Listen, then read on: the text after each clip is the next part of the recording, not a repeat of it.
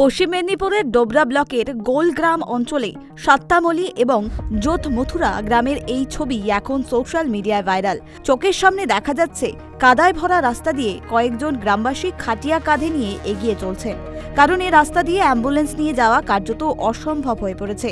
টানা বৃষ্টিতে আরও বেহাল হয়ে পড়েছে প্রায় 150 পরিবারের বসবাসের এই দুই গ্রাম।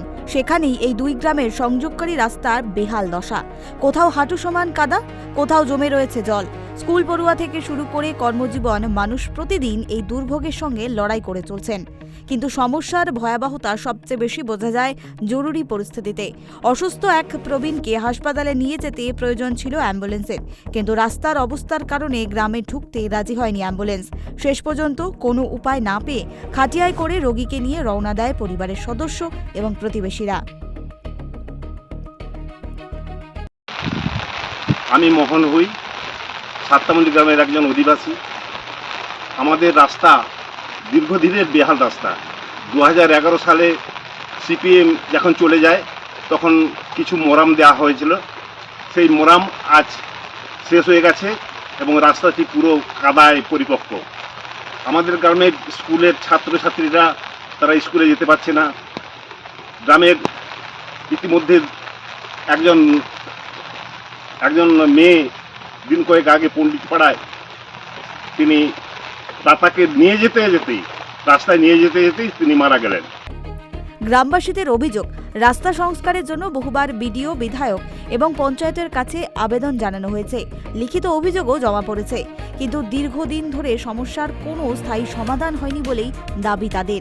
এ বিষয়ে ডোবরার বিধায়ক শুভাশিস ওম জানিয়েছেন, এলাকার রাস্তার সমস্যার কথা প্রশাসনের জানা রয়েছে, কিন্তু প্রশাসনিক জটিলতার কারণে কাজের গতি বাধাগ্রস্ত হচ্ছে।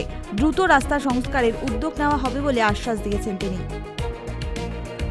আমরা আগামী শনিবারই আমাদের বিল আসছে, প্রধানদের কাছ থেকে ক্ষমতা কেড়ে নেওয়া হচ্ছে এবং তারপরেই আমরা কাজ করতে সক্ষম হব।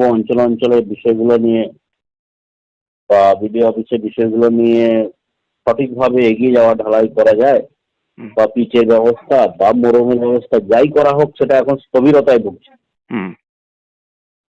ফলে আমরা পাচ্ছি না, স্বীকারই করছি যে আমরা পাচ্ছি না।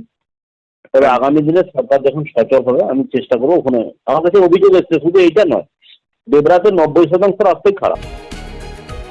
তবে গ্রামবাসীদের প্রশ্ন একটাই, প্রতিশ্রুতি আর আশ্বাসের পর কবে বদলাবে রাস্তার ছবি? বর্ষা এলেই যদি অ্যাম্বুলেন্সের বদলে খাটিয়াই হয়ে ওঠে ভরসা, তাহলে উন্নয়নের দাবিতে বাস্তব ছবি কোথায়? এখন প্রশাসনের দ্রুত পদক্ষেপের অপেক্ষায় সাত্তামলি এবং যোধ মথুরা গ্রামের বাসিন্দারা।